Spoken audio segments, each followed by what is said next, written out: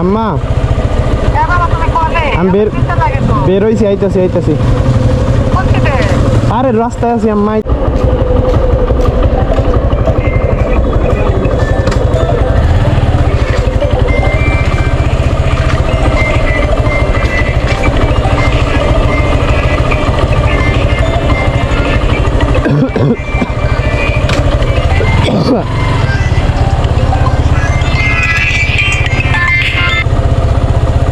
আম্মা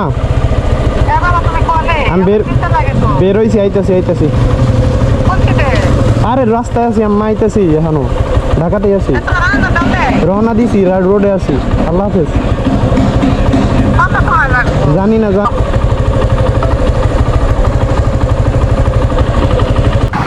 আজকে বাড়িতে যাব। সো সকাল থেকেই আম্মু বারবার কল দিতেছিল, বলছি যে হচ্ছে সকাল সকালই বের হবো, কিন্তু আসলে সকাল বের হই নাই। আমার একটু জাহাঙ্গীরনগরে কাজ ছিল, সো এখানে গেছিলাম। যাওয়ার পরে এটা শেষ করার পর আম্মু বারবার ফোন দিতেছে। তো আমি যখন রাইডে থাকি বা হচ্ছে বাইক চালাইতে থাকি, তখন আসলে আমার ফোন যেটা আছে এটা আমি সাইলেন্ট করি না, কারণ হচ্ছে ইমার্জেন্সি কল আসতে পারে। ফোন আসলে অবশ্যই ট্রাই করি যে হচ্ছে বাইক থামে তারপরে হচ্ছে কথা বলার। তো আম্মু সকাল থেকে বারবার ফোন দিতেছিল। আমি যখন জাহাঙ্গীরনগরে গেছি, জাহাঙ্গীরনগর থেকে রওনা দিব, এই টাইমে ও ফোন দিছে অনেকবার। তো আমি ধরে কথা বলে নিছি যে আমি আসতেছি, নইলে পরে হচ্ছে লাইফে তো এই একজন মানুষ ব্যতীত আর কেউ নাই যে আসলে আপনারা বারবার ফোন দিয়ে জিজ্ঞাসা করবে যে আপনি কই আছেন, কতক্ষণ লাগবে। আমার লাইফে আরেকজন পার্সন আছে যে কিনা আমার ফোন দেয়, সে হচ্ছে আমার নানু। সে হচ্ছে আমি যখন যাই বাড়িতে বা কোনো রাস্তায় থাকি, তখন ওই থেকে ফোন দেয় আমার। আসলে ফোন দেওয়ার এই বিষয়টা যেটা আছে না, এটা বিরক্ত যত নিজেরা মনে করব ততই আসলে এটা বিরক্ত লাগবে। কিন্তু কাছের মানুষ তো আর সবসময় এরকম না। কাছের মানুষরা কী করবে, সবসময় টেনশনে থাকে, ওনারা চিন্তায় থাকে। যেমন আম্মু বারবার ফোন দিতেছিল, আমি কথা বলছি, আমি জানি একটু পরে আবার ফোন দিয়ে জিজ্ঞাসা করবে যে আমি কোথায় আছি, টেনশন হইতেছে। সো যাদের লাইফে আপনি কোথায় আছেন বা হচ্ছে টেনশন হইতেছে এইটা বলার মতো যদি মানুষ থাকে, তাহলে হচ্ছে আপনি পৃথিবীর একমাত্র লাকি পারসন আমি মনে করি।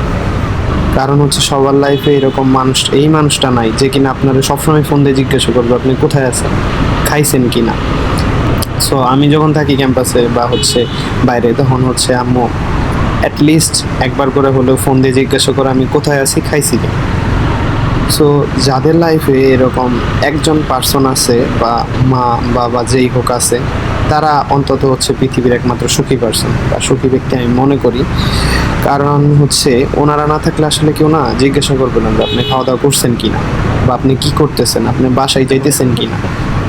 তো আম্মু সকাল থেকেই বারবার ফোন দিতেছিল। আমি আসলে আম্মুর সাথে যখন রাইডে থাকি না, তখন হয়েছে একটু তাড়াহুড়ার মধ্যে থাকি, তখন হয়েছে কি আম্মু ফোন দিলে আমার হচ্ছে রাগ চলে আসে হঠাৎ করে। কিন্তু আসলে আমি জানি রাগটা করা ঠিক না, কিন্তু আসলে আমি কন্ট্রোল করতে পারি না।